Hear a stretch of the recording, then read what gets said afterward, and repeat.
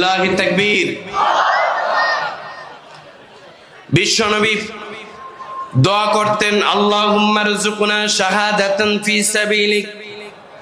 ওগো আল্লাহ, হে আল্লাহ, তুমি আমাকে শাহাদাতের মওত দিও। এই শাহাদাতের মওত যে পান করেছে, দুনিয়াটা তার কাছে তুচ্ছ, ঠিক কি না? এর বাস্তব প্রমাণ আবু সাইদ মুগ্ধ কথা বলেন, ঠিক কি না? এই যে সাইফুল ইসলাম ভাই অ্যাডভোকেট সাইফুল ইসলাম আলিফ, তাকে হত্যা করা হলো, সে শহীদ হয়ে গেছে। শহীদরা কিন্তু মরে না। শহীদরা কি মরে?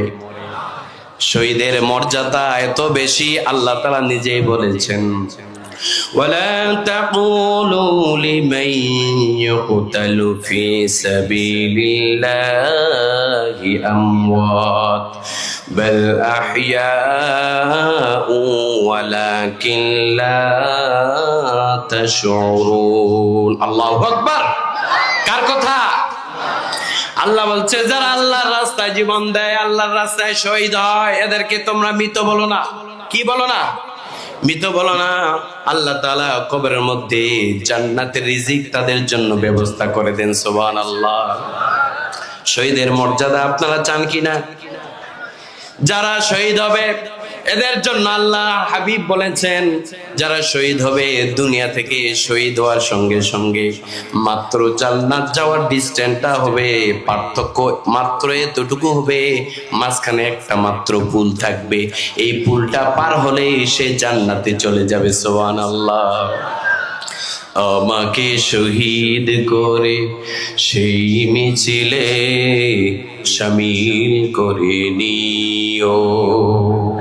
শহীদের মিছিলে যেতে চান? শহীদের মিছিলে নাম লেখাতে পারবেন আপনারা? আগামীতে এই যুবকদেরকে লাগবে। বাংলার জমিনকে, বাংলার এই মাটিকে যদি সংশোধন করতে হয়, বাংলাদেশে কোরআনের আইন প্রতিষ্ঠা করতে হয়, এই যুবকের আরো রক্তের প্রয়োজন আছে। সেই রক্ত দেওয়ার জন্য কিছু যুবক আমি দেখতে চাই। একটু দাঁড়িয়ে যায়, আল্লাহকে দেখান আপনারা রক্ত দেওয়ার জন্য প্রস্তুত। দাঁড়িয়ে যান। কে কে কে দিতে রাজি আছেন? সাউন্ড বাড়ান না, কেন সাউন্ড দিতে বলো।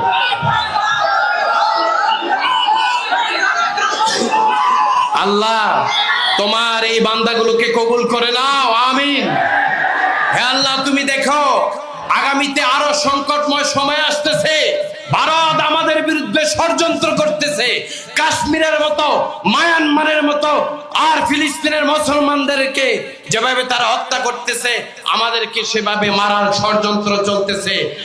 আমরা